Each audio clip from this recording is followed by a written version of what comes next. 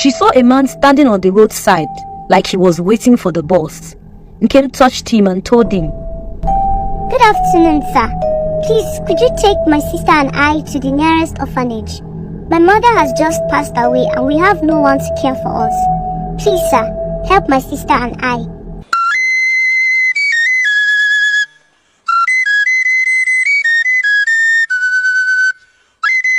Once upon a time, there lived a couple, Daniel and Bisola.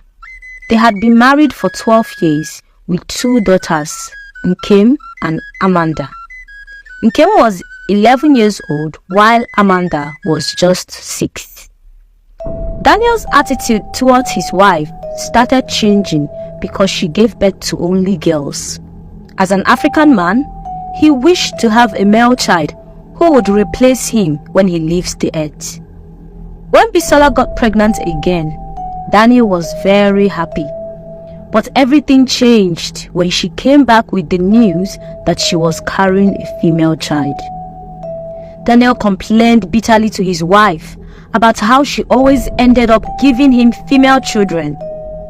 Bisola tried to tell him that she did not have the ability to determine the gender of children, but Daniel slapped her and warned her not to talk when he was talking. Daniel's attitude towards his wife grew from bad to worse.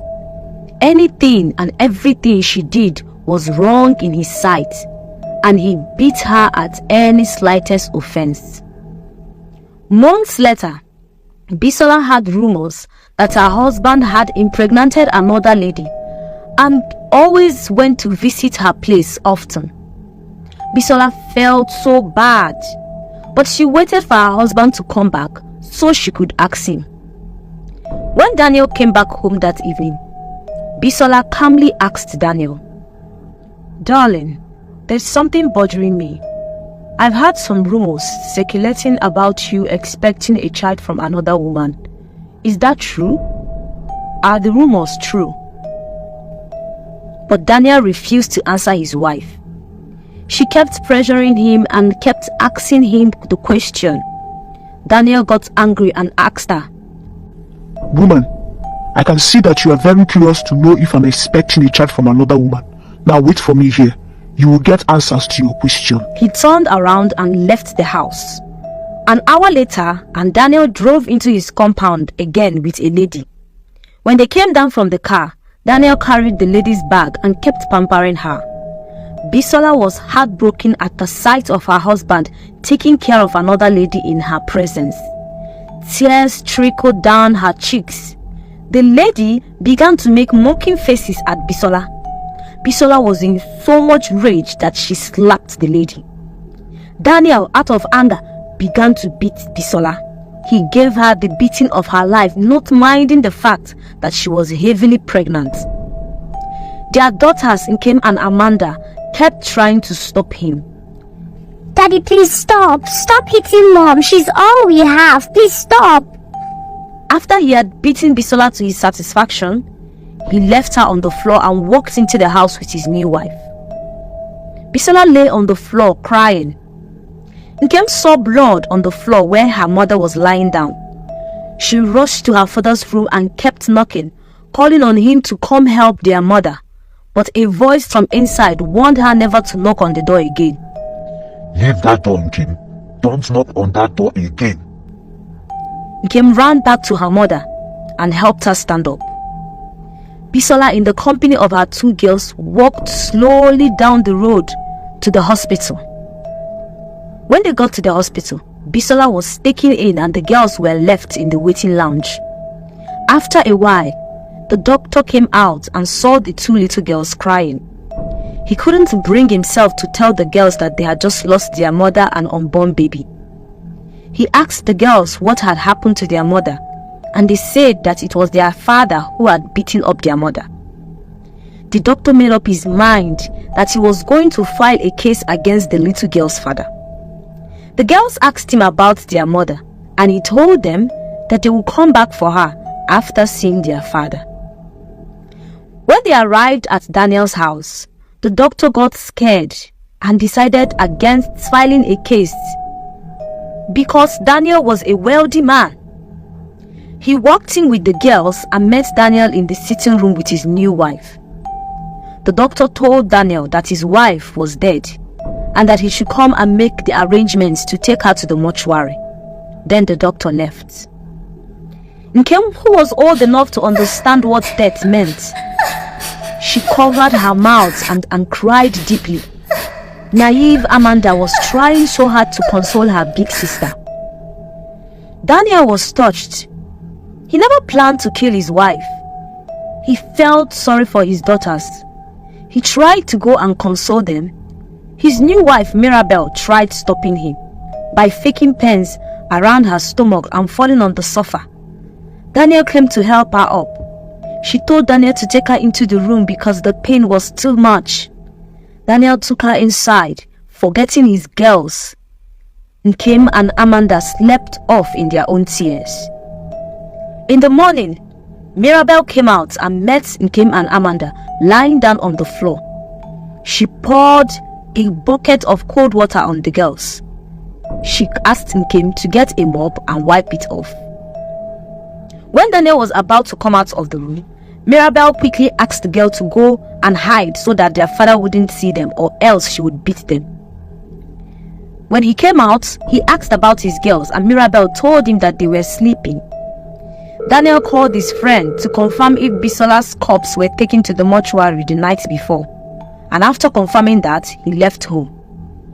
After Daniel left, Mirabel called the girls and asked them their names. She told them that she was now in charge. She divided the house chores between the two girls.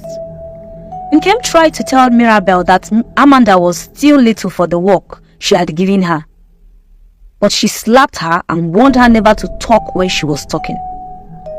The next day, Mirabel made sure that the girls kept working without food. It was noon already, and yet she hadn't given them what to eat. Amanda was so hungry, and Nkem decided to get some food from the pot for her and her sister. They were still eating when Mirabel walked in. She poured the food on Nkem and shouted at her for not taking permission from her before eating.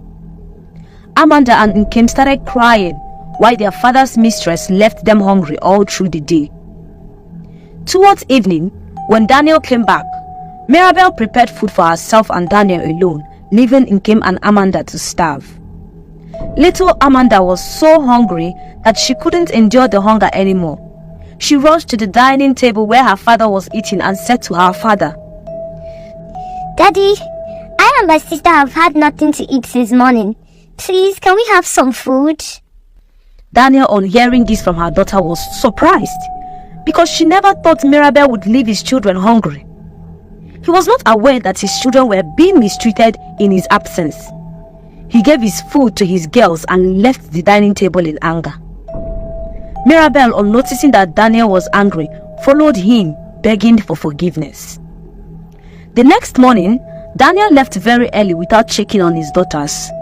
As soon as he left, Mirabel flogged both Nkem and Amanda mercilessly for making Daniel shout at her the previous night.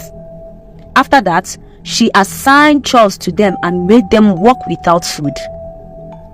That same morning, at around 10 a.m., a strange man named Stephen came knocking on their door. Mirabel came to the door and brought the man into the house. She sent Nkem on errands to stop her from eavesdropping into their discussion. As Nkem was about to deliver the message to Mirabel, she overheard the man who came to visit them mention the name of her father. She decided to pay attention to their conversation to hear what they were discussing. Nkem had the strange man and Mirabel planning on how to kill their father and take over his properties. What are you waiting for, Mirabel? You are taking too long. Poison him and let's take over the properties immediately. There's no time anymore. No, we can't do that now. If we kill him now, how then do we claim his properties? Wait until I give birth and I convince him to will all his properties to our son. After that, killing you will be a piece of cake. Then Stephen told Mirabel he knew how to kill Nkem and Amanda and no one would find out. He whispered into the ears of Mirabel. When Nkem heard this, Her heart started beating fast and she ran into the kitchen. That day, towards evening, after Stephen had left, Mirabel came calling out to the girls, but no one answered. She thought they were sleeping and went into their room, but they were not there. She searched everywhere around the house, but they were nowhere to be found. Mirabel asked the gateman about the kids, but the gateman said he hadn't seen them either. Few minutes later, a car honked outside and it was Daniel. Mirabel's heart began to beat faster. Daniel came into the house and asked Mirabel, Why do you look so restless? And where are the kids? I'm fine. It's just the pregnancy. The girls are in their room sleeping. She took Daniel into their room immediately so he wouldn't go around asking for his daughters. Mirabel was confused on what lie she was going to tell Daniel if he found out his daughters were missing. She needed to call Stephen and ask for a solution, but she can only do that the next day so Daniel won't hear her conversation with him. After dinner, Daniel was so tired he lay down and slept off. In the morning, Daniel left the house and entered his car to leave for work.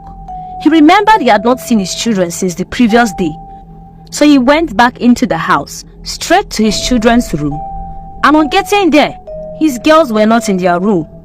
He asked Mirabel about his kids, but she had no answer. Out of anger, Daniel raised his hand and slapped Mirabel. She fainted. Daniel became confused. He didn't know if he was to go after his girls or take his wife to the hospital. It happened that the previous day, after Nkem overheard the conversation between Mirabel and Stephen to kill them and their father, the girl was confused and didn't know what to do. She didn't know if she should tell her father about their plans. She was not even sure her father would believe her, so she decided it was best for her and her sister to leave, since Mirabel and Stephen were plotting to kill them. When Stephen had left and Mirabel was sleeping in her room, Nkem took some of her clothes and that of her sister, packed them into their school bags. Each of them carried theirs and snuck out of the building. She ran out with Amanda. They were stranded and scared, with nowhere to go. She wanted to go to her mother's friend's place, but then she feared they would take them back to their father. Nkem, being a smart girl, came up with a very good plan. She saw a man standing on the roadside like he was waiting for the bus. Nkem touched him and told him, Good afternoon, sir. Please, could you take my sister and I to the nearest orphanage? My mother has just passed away and we have no one to care for us. Please, sir, help my sister and I. The man was touched when Nkem told him that their mother was dead. He wiped their tears and began to ask people around for the nearest orphanage. It was about 2 hours' drive. The young man was so touched that he decided to take them there himself. After a long drive, they arrived at the orphanage with Nkem and Amanda. They thanked him and he waved them goodbye and left. The next day, a couple came for adoption and they saw Amanda looking so cute. They wanted to adopt Amanda. The management told them that the girls just came into the orphanage the previous day, but the couples insisted that they wanted Amanda. Nkem refused to let her sister go. We are sisters and she can't go without me. We have to go together.